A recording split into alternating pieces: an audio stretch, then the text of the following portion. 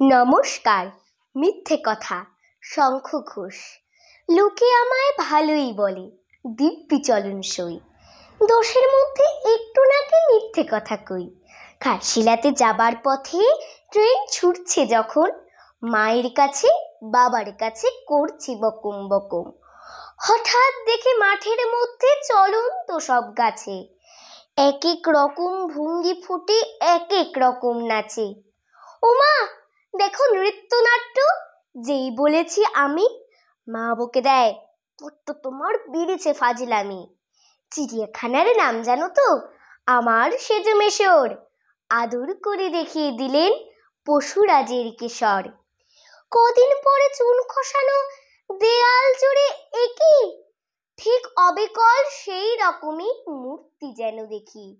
ক্লাসের মধ্যে যেই বলেছি সুরঞ্জনার কাছে, জানিস আমার ঘরের মধ্যে সিংহ বাঁধা আছে।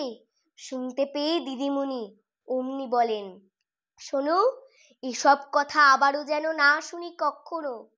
বলি না তাই সেসব কথা, সামনে থাকে খুব। কিন্তু সেদিন হয়েছে কি, এমনি বেয়াকুব। আকাশ পারে আবারও চোখ গিয়েছে আটকে, শরৎ মেঘে দেখতে পেলাম রবীন্দ্রনাথকে। নমস্কার।